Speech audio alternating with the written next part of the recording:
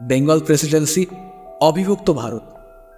British উপনিবেশিক শাসনের অধীনে শহরের প্রশাসনিক স্নায়ুকেন্দ্র কলকাতা রাইটার্স বিল্ডিং। 1930 সালে 8ই ডিসেম্বর কার্যকলাপের সাথে গুঞ্জন করছিল। ব্রিটিশ অফিসার, ভদ্রলোক, বাঙালি ভদ্রলোক এবং কিরানি যখন তাদের নিয়মিত ব্যবসা করতে যাচ্ছিল, তখন 3 জন লোক সেই ভবনটাকে ঘিরে ধরে। একটা বধির গর্জনের সাথে নীরবতা, যা প্রজন্মের জন্য প্রতিধ্বনিত হবে। বিনয় বাদল দীনেশচন্দ্র গুপ্তই সেই ভারতীয় স্বাধীনতা সংগ্রামের সময় বিপ্লবী কার্যকলাপ দ্বারা প্রভাবিত হয়ে অভিনয় করার সিদ্ধান্ত নিয়েছিলেন। নমস্কার, আমি দেবদাস।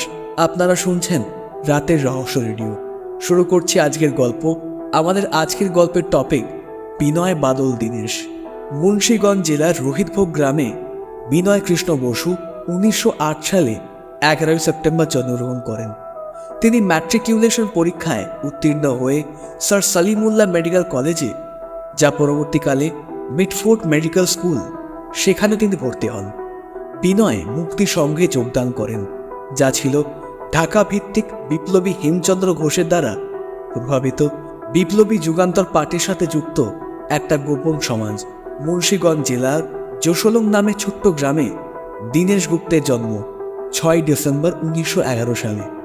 1928 সালে ভারতীয় জাতীয় কংগ্রেসের কলকাতা অধিবেশন চলাকালীন তিনি বেঙ্গল ভলেন্টিয়ার্স সদস্য ছিলেন, যা নেতাজি সুভাষচন্দ্র বসু দ্বারা পরিচালিত একটা দল ছিল।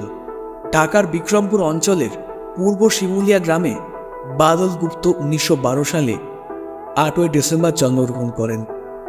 তিনি নিকুঞ্জ সেনার দ্বারা অনুপ্রাণিত হয়েছিলেন, যিনি বিক্রমপুরের বানাড়িপাড়া স্কুলে শিক্ষকতা করতেন এবং বেঙ্গল ভলেন্টিয়ার্সের সদস্য হিসেবে যোগদান করেন সেখানে। 1928 সালে ভারতীয় জাতীয় কংগ্রেসের কলকাতা অধিবেশনের সময় মেজর সত্যগুপ্তের নেতৃত্বে নেতাজি সুভাষচন্দ্র বসু বেঙ্গল ভলেন্টিয়ার্সদের সংগঠিত করেছিলেন।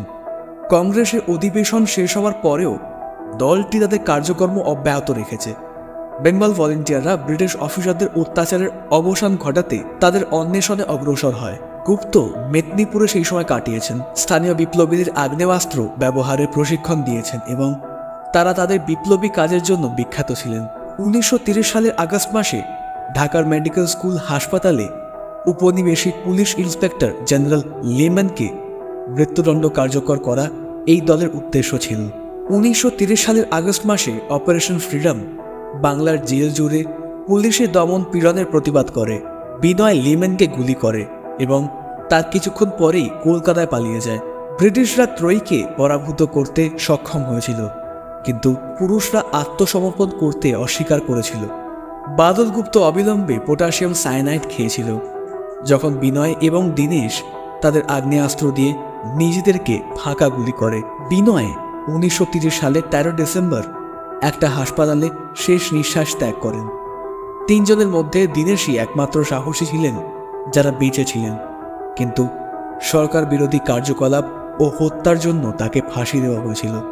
তাই 1931 সালের 7ই জুলাই আলিপুর জেলে 19 বছর বয়সে তিনি শহীদ হন। তরুণ ত্রয়ী 1930 সালের 8ই ডিসেম্বর অমরত্ব অর্জন করে। তাদের মধ্যে 2 জনেরই বয়স 22 বছর এবং তৃতীয়টার বয়স মাত্র 19 বছর।